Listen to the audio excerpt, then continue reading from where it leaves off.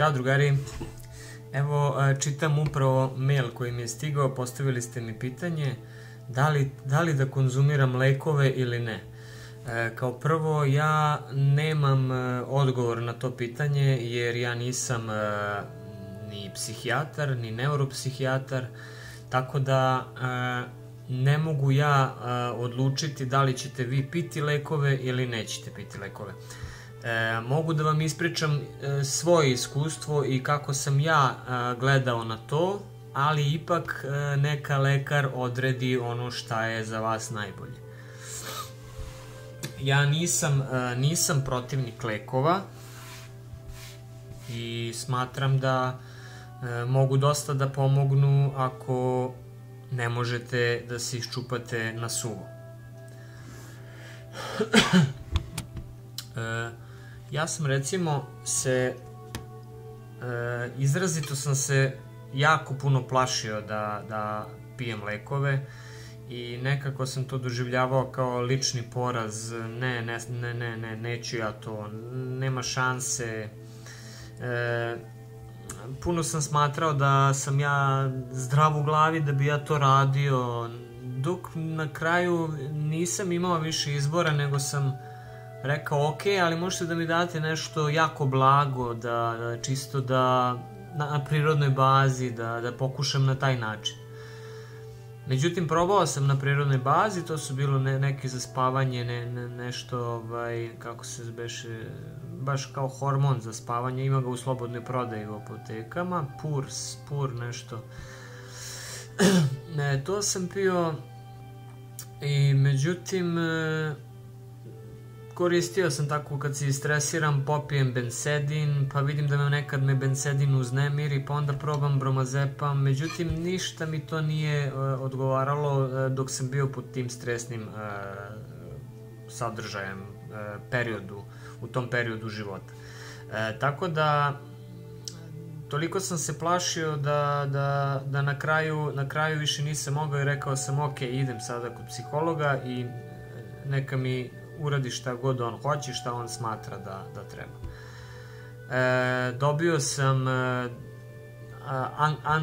anksiolitik i antidepresiv. Znači, bila je neka ok doza, ništa preterano i umereno nešto. Ja sam odmah tu googlao da vidim kakva je to doza, šta je to. I nisam video da je to toliko strašno, video sam i pozitivne iskustva i rekao ajde ok, piću. I krenuo sam da pijem, međutim već posle 2-3 nedelje sam se osjetio neverovatno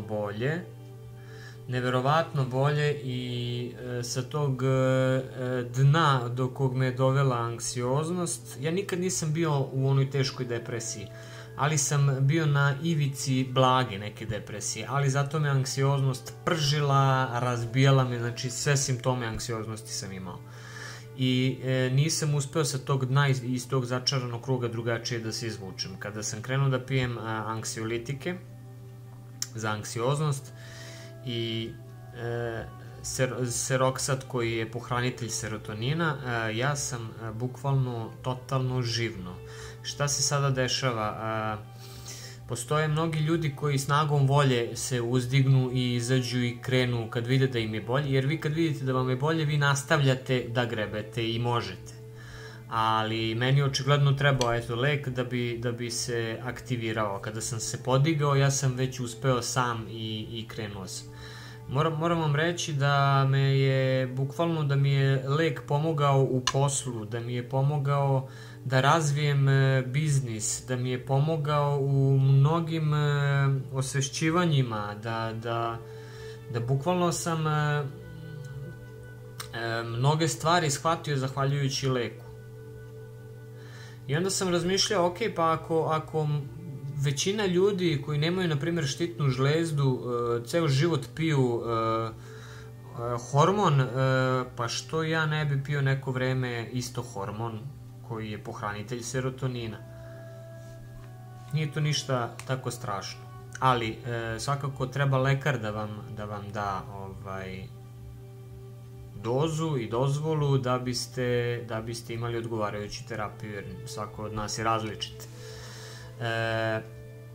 Anksiolitici su lekovi koji reaguju najviše na smirenje i reaguju na strahove. Umanjuju anksioznost i napetost, dok antidepresivi već smanjuju adrenalin, kortizol i povećavaju hormon sreće. Postoje dve vrste ljudi koji reaguju drugačije, gledaju na lekove. Neki će reći kako je to sasvim okej, kako medicina je jedina grana kojom treba ići, treba slušati lekara, dok drugi ljudi su totalni protivnici toga i reći će ne, nikako lekovi, to što iz straha, što iz nekog iskustva. Tako da mišljenja su podeljena i ja razumem i jedne i druge, jer i ja sam mislio i ovako, a mislio sam i onako. Ali kažem, eto, iz nekog ličnog iskustva,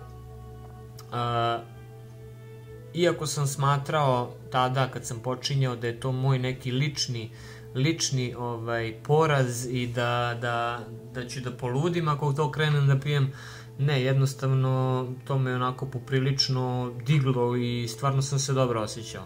Čak sam krenuo i drugarima da pričam kako na mom leku postoji leptirić nacrtan. I oni kao, jao, daj, hoću ja to, daj meni to, hoću ja to da pijem. Tako da, konsultujte se s lekarom, ako ne možete se izborite sami. Ja nisam lekar, ne mogu vam odgovoriti na to pitanje. Pitajte svog lekara. Ako on smatra da bi trebali da pijete, pijte. Ako mislite da možete sami, idite sami. Dajte sebi rok koliko ćete ići sami. A ako vidite da ne ide, otiđite lepo kod psihologa. Dobra je medicina, ipak koliko god ja isto mislio da medicina nije dobra, mnoge stvari medicina može da uradi. Ako ništa drugo, može da vas digne, da se vi ofrkestite i da krenete da radite na sebi. Naravno,